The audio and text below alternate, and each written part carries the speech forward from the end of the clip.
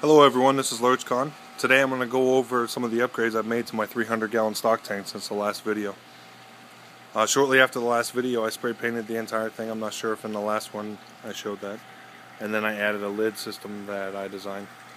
It was something that I came up with quickly, and the reason I need it is we got a bird problem in the area and I didn't want the birds to be taken away. Plus, for the most part, it'd be used as quarantine, but right now I've got some babies in there that I plan on letting my son sell off so that way he can learn about business at his young age of 16. But anyway, so on the side, we'll go over the landscaping a little bit. On the side here I just added 3 rocks to give it kind of a hardscape look. I put 3 planters, and then I ran my drip system through the bottom of those planters. Make it easy so I don't have to come out here and pot. There's my net. I use that to get the excess food. Right here, we got a 2-shelf system where the fish enjoy hiding in there out of the sun. This is Las Vegas, so it gets to be about 110, 115 degrees. So I put a piece of flagstone on top to allow the plastic to stay down. This is a feeding ring. I cut the top off of a 5-gallon bucket and put it inside of a planter, and that works pretty good. You can see the fish off in there. Half of these are premium koi and the other half are Sarasa goldfish and goldfish. You guys can tell the difference for those of you that are fish people. The main reason for this video is I wanted to show some of the people that aren't sure how to do one of these, how to do the plumbing and how to set it up. If you live in an area like me, then it comes in handy. For the lid, I'm kind of tugging on this right now and it's not going anywhere. I got kind of on a hinge system. It works out really well and it's pretty simple. I took 2 big zip ties and I put them on either side of the plumbing, and that's what holds it on. That gives me a hinge and I have to go all in depth with it.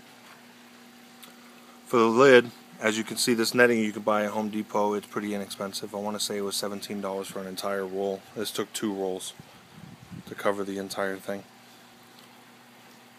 Now, all the black things you're seeing, you can tell those are zip ties. The net itself is, I just pulled it tight and zip tied it to the lid.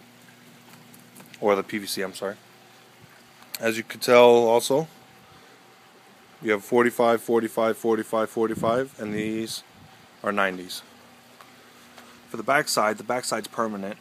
So what I did was the tank itself comes with holes already in the back, so I secured this using those holes. I had to drill a couple extra holes here and here to zip tie the net to the tank itself, and on the back side, since it's permanent, I just cut a piece of this and I made a flap that also is kind of on a hinge with zip ties. Now for the top, I needed something to hold the lighting, so I ran this piece of 1.5 inch into the ground. This is a T to give the front side of the back section a place to zip tie the net to, so I opted to use a T. I put a cap in it and then I just set this 1.5 inch down in there pretty deep, and then I bent it to where it's got 2 45s all the way down. Now for here I used a bungee cord, so this light is adjustable. I can slide that up and down and it just holds there with the bungee cord. Pretty ingenious, I think. I didn't know what else to hold it there, and I didn't know how to make it to where I could move it up and down. So that's what I came up with.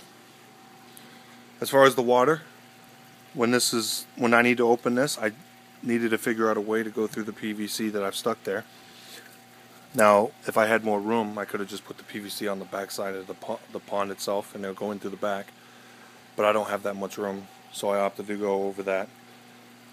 So I just flip this open and then lift this up.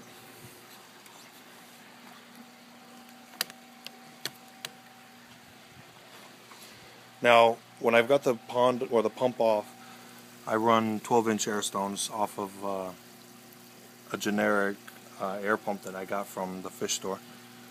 So let's get to the plumbing.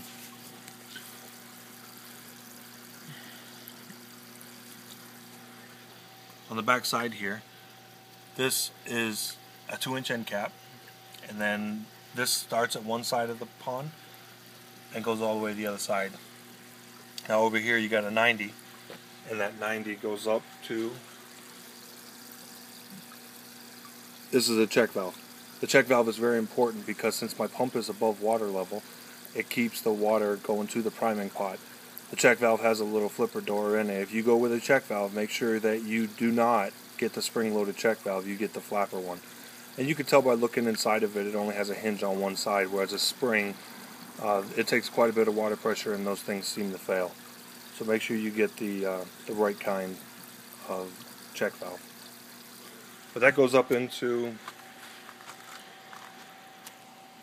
right here, is 245s to give it a long sweep. Now with every turn that the water makes, it loses pressure. So I try to minimize how much pressure I'm losing to the pump. Goes all the way back here. This right here is a sensor, and this is the tub for extension cord that I ran from the house. Keep in mind my backyard is about 30 feet, so I only needed a 30-foot extension cord, or I go in with 40-foot, but I haven't had any problems with that. This right here is a priming pot. It screws into the pump itself, and this right here is an ES2500. You can get these from highdesertkoi.com. The guy's name is Steve. Great deal and great warranty.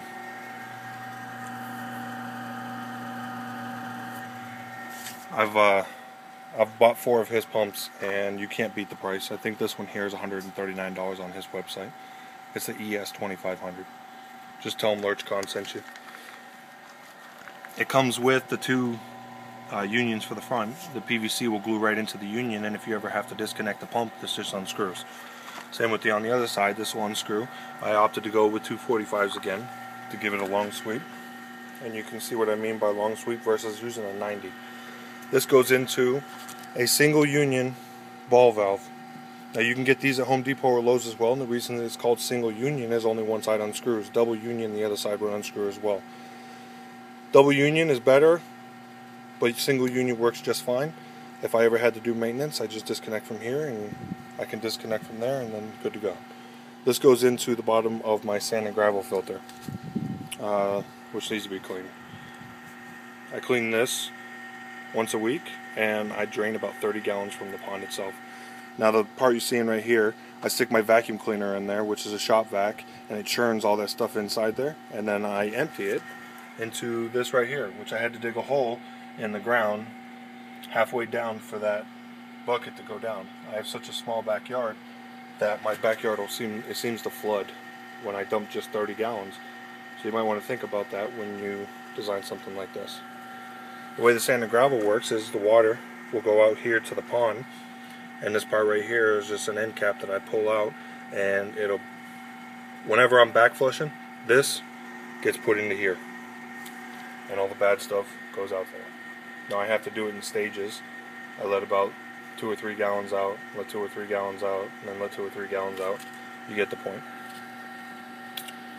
But we'll go back to the water flow. I'll turn this on. You can see here I made 2 lines. It just makes it easier for me to know where the water was. And if you look here,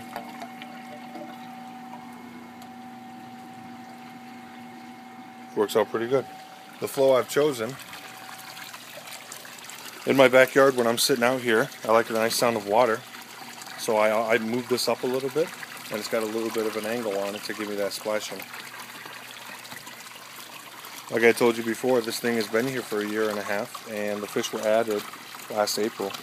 The sarasas and the koi.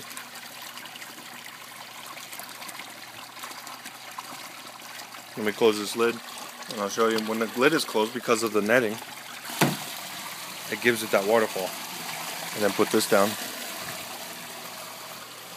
It gives it that waterfall sound, and also aerates the water really well. It's not too much. Well, hopefully I've explained enough for you guys to be able to do this project on your own or come up with something for yourself. Have a great day. Thank you for watching. If you liked the video, please subscribe.